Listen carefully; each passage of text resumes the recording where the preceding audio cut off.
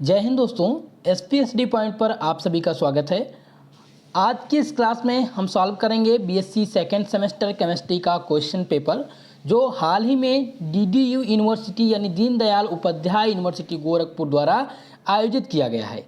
दोस्तों, ये question paper objective pattern पर है। जैसा कि आप सबको पता है कि डीडीयू यूनिवर्सिटी अपना फर्स्ट और सेकेंड सेमेस्टर ऑब्जेक्टिव और रिटन दोनों पैटर्न पर करा रही है। तो डीडीयू यूनिवर्सिटी से संबंधित छात्र छात्राएं अपनी आंसर की मिला लेंगे और ऐसे छात्र छात्राएं जिनका एग्ज़ाम ऑब्जेक्टिव पैटर्न पर होना है, जिनमें एमसीक्यू क्वेश्चन पूछे जाने हैं, वो सभी लोग इस प्रश्न पत्र को तैयार कर लेंगे, क्योंकि इस प्रश्न पत्र से लगभग 60% क्वेश्चन आपके एग्ज़ाम में रिपीट होंगे।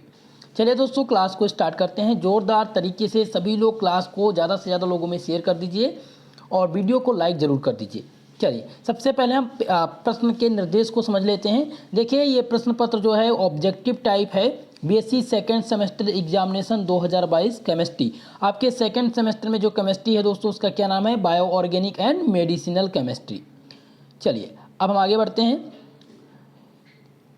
कुल मिलाकर के इस प्रश्न पत्र को करने के लिए 1.5 घंटे का समय मिलता है। दोस्तों, आप सभी लोग ये सुनिश्चित कर लें कि आपका जो एग्ज़ाम होगा ऑब्जेक्टिव, वो 1.5 घंटे का समय दिया जाएगा और 100 प्रश्न दिए जाते हैं, जिनमें से 75 क्वेश्चन आपको करने होंगे। ठीक है, यहाँ पर ऐसा नहीं है, यहाँ पर केवल 40 प्रश्न दिया गया है। ये डीडीयू यूनिवर्सिटी का पैटर्न है। हर यूनिवर्सिटी का अलग अलग पैटर्न है। जिसे कानपुर यूनिवर्सिटी में 100 क्वेश्चन पूछे गए थे, जिनमें से 75 का आपको आंसर देना होता है, यानी 75 क्वेश्चन करने होते हैं। तो ऐसे सब में पूछे जाएंगे। केवल डीडीयू यूनिवर्सिटी में ऐसा पैटर्न है। ठीक है, तो यहाँ पर 40 प्रश्न पूछे गए थे और प्रत्येक प्रश्न जो था वो 1.5 नंबर का था। ठीक है, और समय जो आपको मिला था वो 1.5 घंटे का मिला था। चलिए, अब हम प्रश्न को सॉल्व करते हैं। सभी लोग ध्यान से इस प्रश्न को सॉल्व करिएगा। चलिए, पहला प्रश्न आपके समक्ष दिया गया है। पहला प्रश्न पूछा गया है, रेड्यूसिंग शुगर विल बी। एक रेड्यूसिंग शुगर करेगा। एक रेड्यूसिंग शुगर जो होता है वो क्या देता है? तो रेड्यूसिंग शुगर, पहला ऑप्शन दिया गया है रेड्यूसेस फेलिंग सोल्यूशन, दूसरा दिया गया है रेड्यूसेस टॉलरेंट एजेंट, और सी ऑप्शन दिया गया है do not reduces Fehling solution, और डी ऑप्शन दिया गया है बोथ ए एंड बी। दोस्तों, जब एक reducing and non reducing sugar की बात हो तो रेड्यूसिंग शुगर जो होता है दोस्तों, वो क्या देता है? रेड्यूसेस फेलिंग सोल्यूशन और टॉलरेंट एजेंट दोनों को ये कंटेन करता है। इसीलिए हम अगर बात करें रेड्यूसिंग शुगर की, तो रेड्यूसिंग शुगर जो होता है एक प्रकार के ऐसे कार्बोहाइड्रेट होते हैं जो SO2 के साथ, जो SuO2 यानी कि जो है सिलिकॉन डाइऑक्साइड के साथ क्या देते हैं? फेलिंग सोल्यूशन देते हैं, और रेड फास्फोरस के साथ क्या देते हैं दोस्तों? टॉलरेंट एजेंट देते हैं। ठीक है, तो इस प्रकार से इस क्वेश्चन का जो आंसर हो जाएगा दोस्तों, वो हो जाएगा both A and B. Both A and B दोनों इसका सही हो जाएगा, यानी रेड्यूसिंग शुगर विल बी क्या देता है? रेड्यूसिंग फेलिंग सोल्यूशन देता है और रेड्यूसेस टॉलरेंट एजेंट देता है। तो राइट आंसर हो जाएगा प्रश्न नंबर 1 का डी ऑप्शन। चलिए, अब आगे बढ़ेंगे। स्टार्च से संबंधित प्रश्न पूछा गया है क्वेश्चन नंबर 2। क्या पूछा गया है दोस्तों? Starch give on hydrolysis. अगर हम स्टार्च का हाइड्रोलिसिस करा दें तो हमें क्या प्राप्त होता है? तो सबसे पहले स्टार्च का हाइड्रोलिसिस, स्टार्च का फॉर्मूला क्या होता है दोस्तों? तो C6H10O5 होता है इसका फॉर्मूला। अब इसका हम क्या कराएंगे? हाइड्रोलिसिस किसके साथ? H2O के साथ इसका हाइड्रोलिसिस करा देंगे। हाइड्रोलिसिस कराने पर हमें क्या प्राप्त हो जाएगा? हमें प्राप्त हो जाएगा C6H12O6 प्राप्त हो जाएगा। यानी कि आपको प्राप्त क्या होगा दोस्तों? आपको प्राप्त हो जाएगा ग्लूकोज। क्या प्राप्त हो जाएगा दोस्तों? ग्लूकोज प्राप्त हो जाएगा। तो राइट आंसर क्या हो जाएगा? ऑप्शन नंबर ए, यानी स्टार्च का जब हम हाइड्रोलिसिस कराते हैं तो हमें ग्लूकोज प्राप्त होता है। तीसरा प्रश्न आपसे क्या पूछा गया दोस्तों? Sucrose is a. सुक्रोज है, ऑप्शन आपसे दिए गए हैं कि डाइसैकेराइड, बी दिया गया है मोनोसैकेराइड, सी है ट्राइसैकेराइड, और डी ऑप्शन दिया गया है नन ऑफ दीज। तो आपको इनमें से बताना है कि सुक्रोज क्या है। दोस्तों, सुक्रोज एक प्रकार का डाइसैकेराइड है जो कंटेन करता है यानी कि 2 मोनोसैकेराइड मॉलिक्यूल को, और सुक्रोज को हम टेबल शुगर के नाम से भी जानते हैं, इसे कैन शुगर भी कहते हैं। और सुक्रोज के सफिक्स में एक बात याद रखिएगा दोस्तों कि सुक्रोज जो है वो डज नॉट रेड्यूस, यानी कि वो रेड्यूस नहीं करता है। Sucrose does not reduce with Tollens reagent. Tollen reagent और फेलिंग सोल्यूशन के साथ ये क्या करता है, रेड्यूसिंग नहीं करता है। तो ये क्वेश्चन आपसे पूछा भी जा सकता है कि जो है सुक्रोज किसके साथ रिड्यूस नहीं कर सकता है। तो टेबल शुगर माफ़ करिएगा, टॉलन रेजेंट और फेलिंग सोल्यूशन के साथ सुक्रोज रिड्यूस नहीं करता है। तो इस क्वेश्चन का जो सही आंसर हो जाएगा वो ऑप्शन नंबर ए हो जाएगा। अगले प्रश्न पर बढ़ेंगे। चौथा प्रश्न क्या पूछा गया है, पूछा गया है दोस्तों सल्फोनामाइड्स है। सल्फोनामाइड्स क्या है, ऑप्शन नंबर ए दिया गया है एंटी प्रोटोजल एजेंट, और बी दिया गया है anti bacterial agent, C number दिया गया है एंटी मलेरियल एजेंट, और डी दिया गया है नन ऑफ दीज। तो दोस्तों चौथे प्रश्न का जो सही आंसर हो जाएगा, सल्फोनामाइड जो है एक प्रकार का एंटी बैक्टीरियल एजेंट होता है। तो राइट आंसर हो जाएगा option number B, anti bacterial agent is right answer. बढ़ेंगे अगले प्रश्न पर। चौथा प्रश्न आप ध्यान देंगे। चौथा माफ करिएगा, पांचवा प्रश्न क्या पूछा गया है, पांचवा प्रश्न पूछा गया है anti fungal agent on the drugs employed in the treatment of. Anti fungal agent निम्नलिखित में से निम्नलिखित के उपचार नियोजित दवाएं हैं। पहला दिया गया है कवक संक्रमण, बी दिया गया है वायरल संक्रमण, और सी दिया गया गंभीर, डी दिया गया है इनमें से कोई नहीं। चलिए सभी लोग इसका आंसर करिए, पांचवें प्रश्न का आंसर। तो ये एक प्रकार के कवक संक्रमण है। ये जो एंटी फंगल एजेंट है वो कवक संक्रमण के उपचार में नियोजित दवाएं हैं, यानी ऑप्शन नंबर ए इस क्वेश्चन का करेक्ट आंसर हो जाएगा, एंटी फंगल इन्फेक्शन। चलिए अब हम अगला प्रश्न देखिए। अगला प्रश्न क्या पूछा गया था, छठवां प्रश्न पूछा गया था। यहाँ पर दिया गया है डैश और पूछा गया is made by the acetylating salicylic acid with acetic anhydride, यानी एसिटिक एनहाइड्राइड के साथ सैलिसिलिक एसिड को एसिटाइलेट करने पर बनाया जाता है। तो जब हम एसिटिक एनहाइड्राइड के साथ सैलिसिलिक एसिड को एसिटाइलेट कराएंगे तब हमें एस्पिरिन प्राप्त होती है। दोस्तों क्या प्राप्त होती है, एस्पिरिन प्राप्त होती है। तो राइट आंसर हो जाएगा option number A, option number A इस क्वेश्चन का सही आंसर हो जाएगा। चलिए अगला प्रश्न पढ़ेंगे, सातवां प्रश्न। सातवां प्रश्न क्या पूछा गया है, पूछा गया है दोस्तों what is the composition of nucleotide. Nucleoside की संरचना क्या है, what is the composition of nucleoside. Option number A दिया गया है शुगर प्लस फास्फेट, बी दिया गया है base plus sugar, C option दिया गया है बेस प्लस फास्फेट, और डी दिया गया है base plus sugar plus phosphate. चलिए आंसर करेंगे सभी लोग। सातवें नंबर प्रश्न का आंसर क्या हो जाएगा, तो सातवें क्वेश्चन का जो सही आंसर हो जाएगा दोस्तों वो हो जाएगा option number B, base sugar. यानी कि न्यूक्लियोसाइड की संरचना क्या है, एक प्रकार की बेस प्लस शुगर से मिलकर के बनी होती है। तो ऑप्शन नंबर 20 क्वेश्चन का सातवें प्रश्न का सही आंसर हो जाएगा। चलिए अगला प्रश्न ध्यान देंगे। अगला प्रश्न पूछा गया है, आठवां प्रश्न क्या पूछा गया है दोस्तों, what is the composition of nucleotide. Nucleotide की संरचना क्या है। ऑप्शन नंबर ए दिया गया है ए शुगर प्लस ए फास्फेट, बी दिया गया है ए बेस प्लस ए शुगर, और सी ऑप्शन है ए बेस प्लस ए फास्फेट। ऑप्शन नंबर डी दिया गया है ए बेस प्लस ए शुगर प्लस ए फास्फेट। तो दोस्तों न्यूक्लियोटाइड की जो संरचना होती है वो तीन तत्वों से मिलकर बनी है, ए बेस, ए शुगर, ए फास्फेट, यानी ऑप्शन नंबर डी इस क्वेश्चन का करेक्ट आंसर हो जाएगा। क्वेश्चन नंबर 8 का जो सही आंसर हो जाएगा वो ऑप्शन नंबर डी हो जाएगा प्यारे मित्रों। चलिए अगले प्रश्न पर बढ़ते हैं। अगला प्रश्न पूछा गया है what is the full form of AMP। AMP का फुल फॉर्म क्या होता है, सभी लोग जल्दी से आप लोग चैट बॉक्स में लिख के बताइए इसका फुल फॉर्म क्या होता है। ऑप्शन नंबर ए दिया गया है एडिनिन मिनी फास्फेट, और बी दिया गया है एल्डिहाइड मोनोफास्फेट, सी ऑप्शन दिया गया है एल्कोहल मोनोफास्फेट, और डी दिया गया है नन ऑफ दीज। चलिए आंसर करेंगे सभी लोग, इस प्रश्न का सभी लोग आंसर करेंगे। सभी लोग का आंसर आना चाहिए दोस्तों इस प्रश्न का। तो नौवां प्रश्न पूछा गया था AMP का फुल फॉर्म, तो एडिनिमिनी फास्फेट ये इसका फुल फॉर्म नहीं होगा, यानी पहला ऑप्शन रॉन्ग हो जाएगा। दूसरा एल्डिहाइड मोनोफास्फेट ये भी इसका फुल फॉर्म नहीं है, और सी दिया गया है एल्कोहल मोनोफास्फेट ये भी नहीं है। तो इनमें से सही आंसर हो जाएगा डी नंबर। क्या हो जाएगा, डी नंबर इसका करेक्ट आंसर हो जाएगा, इनमें से कोई नहीं। अब इसका मतलब ये नहीं है कि इसका फुल फॉर्म ये है, इसमें दिया नहीं है। इसका जो फुल फॉर्म होगा दोस्तों वो होगा एडेनोसाइन मोनोफॉस्फेट क्या होगा, अब ध्यान रख लेंगे।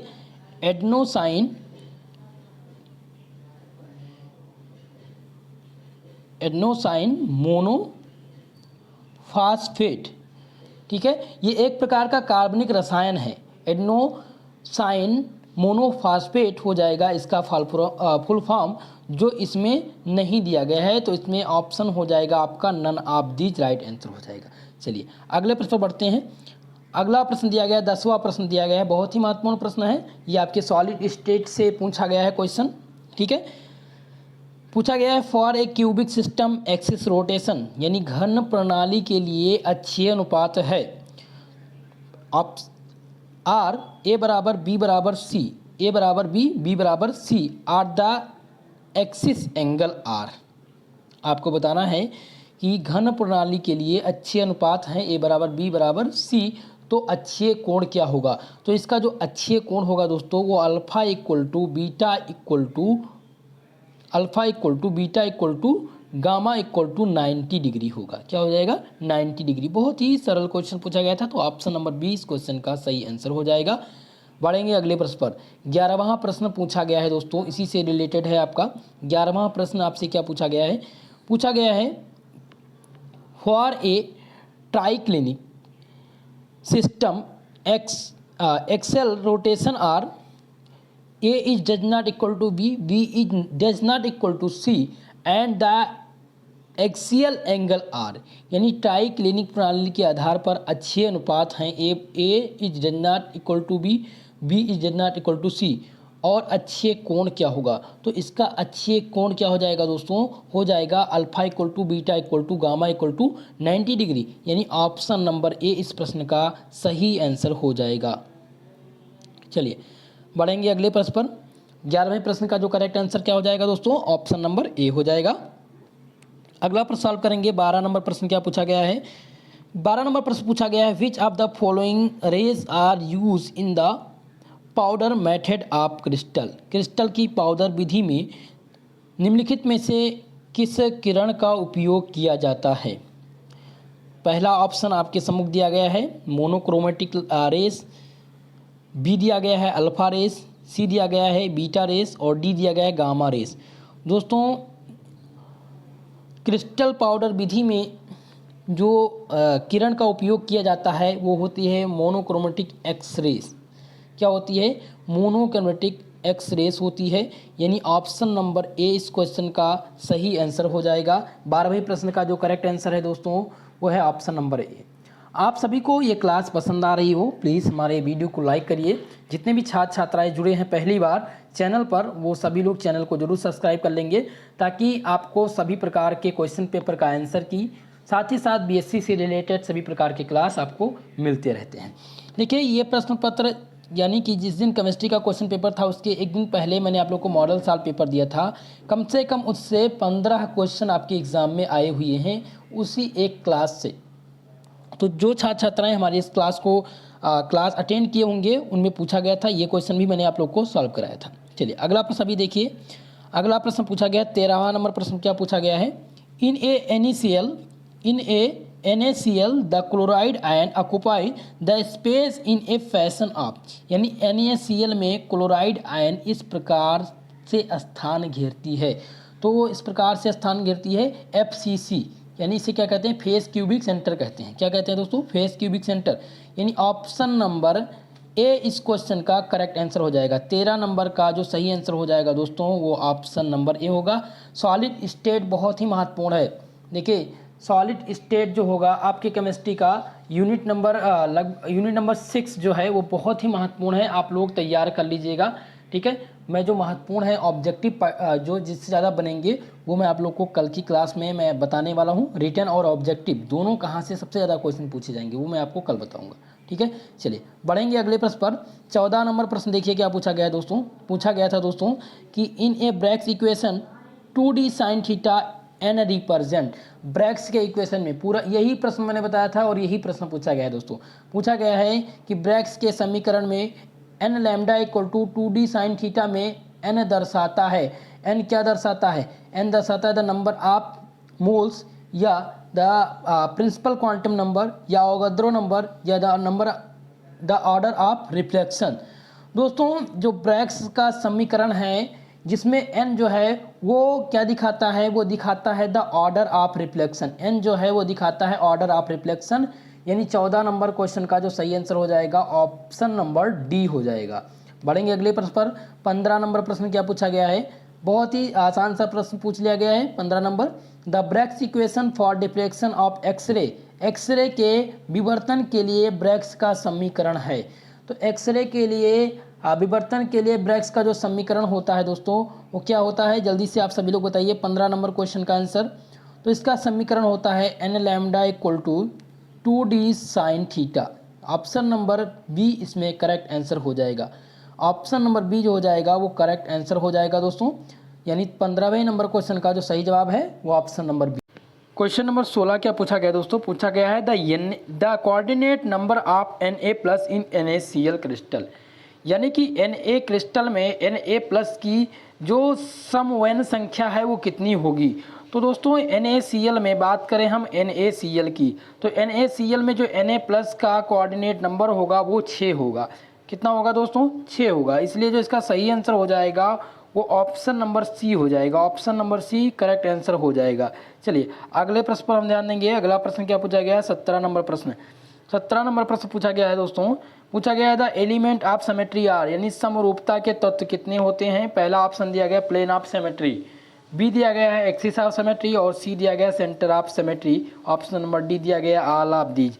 तो समरूपता के जो तत्व हैं ये तीनों हैं दोस्तों, यानी axis of symmetry, plane of symmetry और सेंटर ऑफ सिमेट्री, ये तीनों जो हैं ये एलिमेंट ऑफ सिमेट्री हैं। इसीलिए जो इसका सही आंसर हो जाएगा, इसका जो करेक्ट आंसर होगा वो क्या हो जाएगा, ऑप्शन नंबर डी हो जाएगा दोस्तों। चलिए बढ़ेंगे अगले प्रश्न पर। अगला प्रश्न पूछा गया 18 नंबर प्रश्न। 18 नंबर प्रश्न क्या पूछा गया है, amorphous solid do not have, amorphous solid यानी एमार्फस ठोस में नहीं होता है।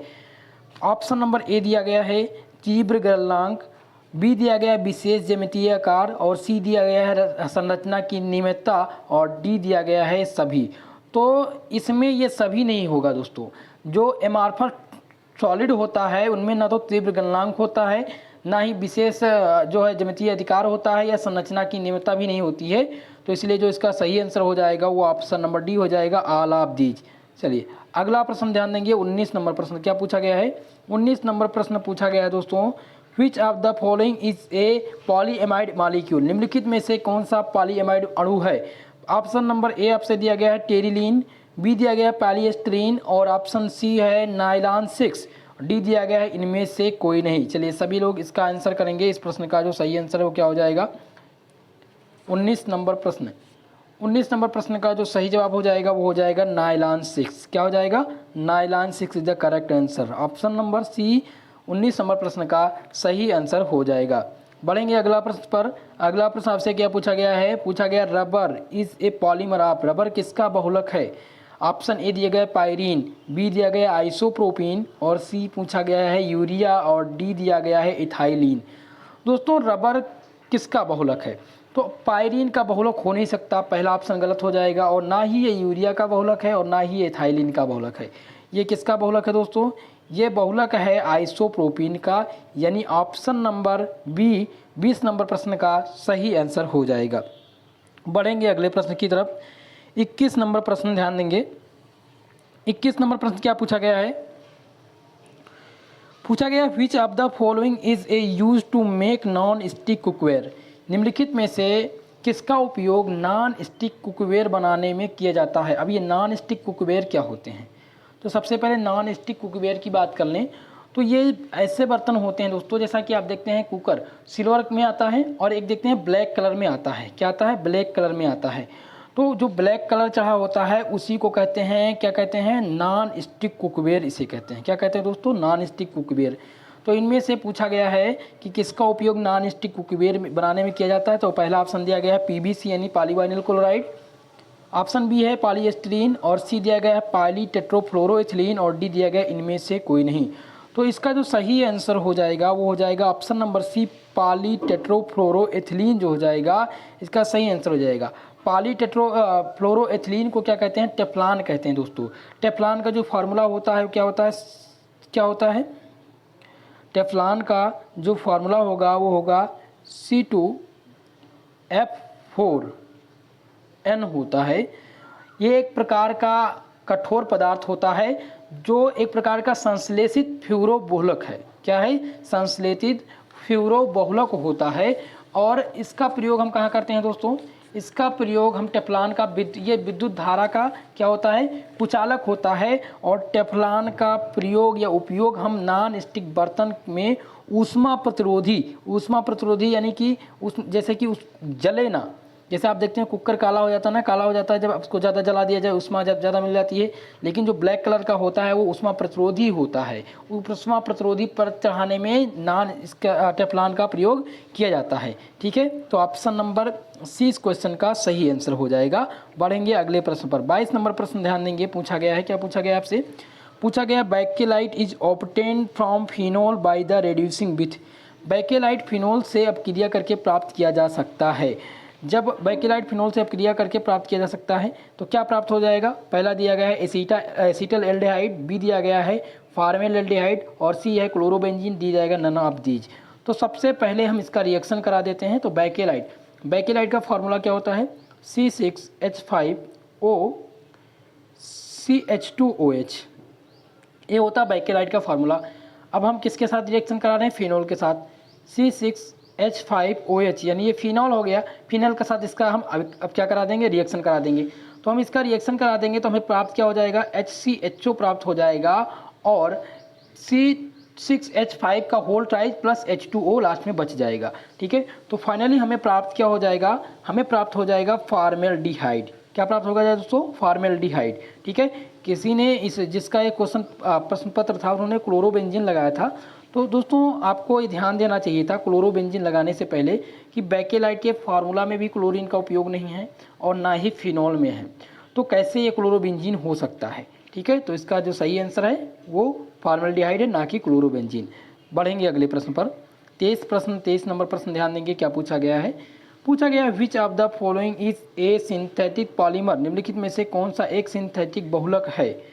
ऑप्शन नंबर ए दिया गया है आपसे सेलुलोज, बी है पीबीसी और सी नंबर प्रोटीन दिया गया है, डी नंबर दिया गया न्यूक्लिक एसिड। तो सेलुलोज हो नहीं सकता क्योंकि ये नेचुरल पॉलीमर है और प्रोटीन भी नहीं हो सकता, ये भी नेचुरल है और डी है नेचुरल। अब इसमें से बचा आपका पीबीसी। तो पीबीसी क्या है? एक प्रकार का सिंथेटिक पॉलीमर है। ऑप्शन नंबर 20 क्वेश्चन का करेक्ट आंसर हो जाएगा। 23 नंबर प्रश्न का सही जवाब हो जाएगा ऑप्शन नंबर बी। आगे बढ़ेंगे 24 नंबर प्रश्न आप ध्यान देंगे। पूछा गया है which of the following is a natural polymer. निम्नलिखित में से कौन सा प्राकृतिक बहुलक है? सभी लोग को दिख गया होगा जो प्राकृतिक बहुलक। ऑप्शन नंबर ए दिया गया पॉलीएस्टर, बी दिया गया स्टार्च, ऑप्शन सी दिया गया नायलॉन 6 और डी दिया गया इनमें से कोई नहीं। तो नेचुरल इसमें से पूछा गया प्राकृतिक, तो प्राकृतिक पॉलीमर जो हो जाएगा वो क्या हो जाएगा? स्टार्च। स्टार्च क्या है? एक प्रकार का प्राकृतिक बहुलक होता है। ऑप्शन नंबर 20 क्वेश्चन का करेक्ट आंसर हो जाएगा। चलिए आगे बढ़ेंगे, अगला प्रश्न सॉल्व करेंगे। 25 नंबर प्रश्न पूछा गया है the monomer of a PVC. PVC का एक मोनोमर है। ऑप्शन नंबर ए दिया गया इथिलीन, बी है वाइनिल क्लोराइड, सी दिया गया टेट्राफ्लोरोइथिलीन और डी दिया गया है साइट्रीन।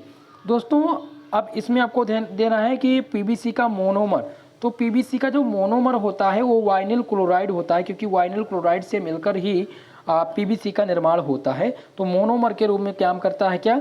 Vinyl chloride. तो ऑप्शन नंबर बी सही हो जाएगा।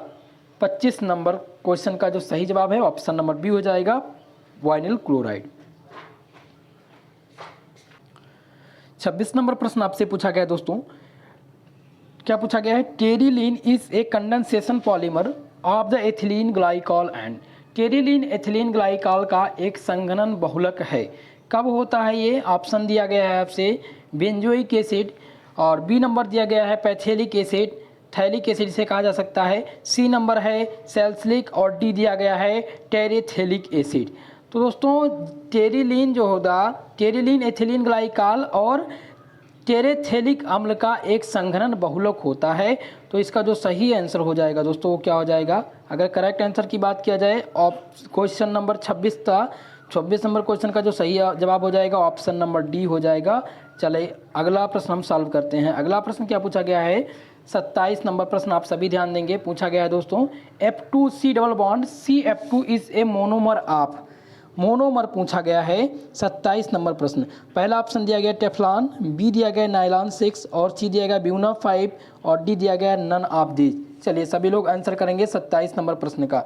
दोस्तों तो ये जो आपका दिया गया है F2C डबल बॉन्ड CF2 एक मोनोमर है किसका, टेफ्लॉन का। किसका मोनोमर है दोस्तों, टेफ्लॉन का। ऑप्शन नंबर ए इस क्वेश्चन का करेक्ट आंसर हो जाएगा। बढ़ेंगे अगले प्रश्न पर। अगला प्रश्न क्या पूछा गया, 28 नंबर पूछा गया है, फास्फजीन को कहा जाता है, फास्फजीन को कहा जाता है। ऑप्शन ए दिया गया इनऑर्गेनिक पॉलीमर, बी दिया गया ऑर्गेनिक पॉलीमर और सी नंबर दिया गया फास्फोपॉलीमर, डी दिया गया नन ऑफ दीज। चलिए सभी लोग इस क्वेश्चन का सही जवाब चुन करके बताइए। लास्ट में मैं सभी का कमेंट बॉक्स चेक करूंगा, जितने लोग भी देख रहे हैं उनसे मेरा निवेदन है कि आप लोग इस क्वेश्चन का आंसर कमेंट बॉक्स में जरूर डालें। आपके क्वेश्चन का जवाब बिल्कुल दिया जाएगा। इसका करेक्ट आंसर क्या होगा आपके कमेंट बॉक्स में मैं आपको दूंगा। चलिए आगे बढ़ेंगे।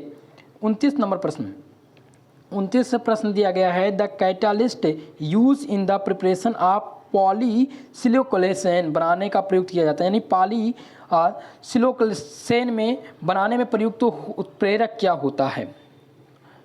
ठीक है, अब पहला ऑप्शन आपके सम्मुख दिया गया है बेंजल प्रॉक्साइड और बी दिया गया ग्रिग्नार्ड अभिकर्मक, सी है TiCl4 और डी दिया गया इनमें से कोई नहीं।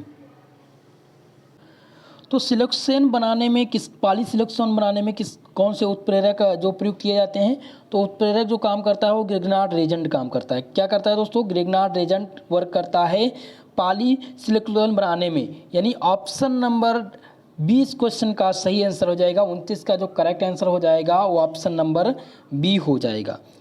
पढ़ेंगे अगले प्रश्न पर। 30 नंबर प्रश्न पूछा गया है, silicone are called inorganic polymer due to absence of in the backbone chain. मुख्य श्रृंखला में किसकी अनुपस्थिति के कारण सिलिकॉन को अकार्बनिक बहुलक कहा जाता है। ऑप्शन नंबर आपके सम्मुख दिया गया, ऑप्शन दिया गया है नाइट्रोजन एटम, बी है ऑक्सीजन एटम, सी दिया गया है कार्बन एटम और डी दिया गया है हाइड्रोजन एटम। तो दोस्तों मुख्य श्रृंखला में जब कार्बन की अनुपस्थिति होती है तो इसके कारण सिलिकॉन को अकार्बनिक बहुलक कहा जाता है। तो इसका जो सही जवाब हो जाएगा, जो करेक्ट आंसर इसका हो जाएगा वो हो जाएगा ऑप्शन नंबर सी कार्बन परमाणु। ठीक है, चलिए अगला प्रश्न ध्यान देंगे। अगला प्रश्न पूछा गया है, जिगलर नट्टा उत्प्रेरक है, जिगलर नट्टा कैटालिस्ट इस। ऑप्शन नंबर ए दिया गया है TiCl4, ऑप्शन नंबर बी दिया गया है R3Al और ऑप्शन नंबर सी दिया गया R3Al TiCl4 और डी दिया गया है RbTiCl4। चलिए आंसर करेंगे सभी लोग। तो इस क्वेश्चन में जो सही आंसर हो जाएगा दोस्तों वो हो जाएगा, जल्दी से आप सभी लोग बताइए इस क्वेश्चन का आंसर आप सबके कमेंट के आधार पर दिया जाएगा। पहले आप लोग बताइए इसका आंसर, फिर मैं आपको बताता हूँ। चलिए जिगलर नट्टा उत्प्रेरक जो है वो क्या हो जाएगा, इसमें अल्कोहल के यानी एल्किल समूह के 3 जो है ग्रुप शामिल होते हैं। ठीक है, तो इसका जो सही आंसर हो जाएगा वो क्या हो जाएगा, वो हो जाएगा R3Al TiCl4, यानी ऑप्शन नंबर सी इस क्वेश्चन का करेक्ट आंसर हो जाएगा। ऑप्शन नंबर सी 31 नंबर प्रश्न का जो सही जवाब हो जाएगा वो ऑप्शन नंबर सी हो जाएगा। बढ़ेंगे अगले प्रश्न पर दोस्तों। अगला प्रश्न हम सॉल्व करते हैं। 32 प्रश्न पूछा गया था, malachite green is obtained by the condensation of. Malachite green किसके संघनन द्वारा प्राप्त होता है। पहला ऑप्शन दिया गया है बेंजल डिहाइड और डाईमेथाइल एलिनील के, और बी दिया गया है फॉर्मल्डिहाइड या डाईमेथिल एनिलीन के, और सी दिया गया है एसिटिल्डिहाइड डाईमेथिल एनिलीन। तो इसमें सही आंसर क्या हो जाएगा दोस्तों, सही आंसर हो जाएगा इसका बेंजल डिहाइड डाईमेथिल एनिलीन, यानी कि मैलेकाइट ग्रीन जो होता है वो बेंजल डिहाइड और डाईमेथिल एनिलीन के संघनन द्वारा प्राप्त होता है। तो इसका जो सही जवाब हो जाएगा वो ऑप्शन नंबर ए हो जाएगा। बढ़ेंगे अगले प्रश्न पर। अगला प्रश्न देखते हैं क्या पूछा गया है। 33 नंबर प्रश्न आपसे पूछा गया है, कौन सा बेसिक डाई है। ऑप्शन नंबर ए दिया गया है एनिलीन येलो, बी दिया गया है इंडिगो और सी है एलिजरीन और ऑप्शन नंबर डी दिया गया नन ऑफ दीज। तो 33 नंबर प्रश्न का जो सही जवाब हो जाएगा दोस्तों वो क्या हो जाएगा, ऑप्शन नंबर सी हो जाएगा एलिजरीन। एलिजरीन जो है वो बेसिक डाई होता है, इसीलिए ऑप्शन सी सही हो जाएगा इसका। 34 नंबर प्रश्न का ध्यान देंगे, पूछा क्या गया है आपसे। 34 नंबर प्रश्न पूछा गया है, which is a vat die.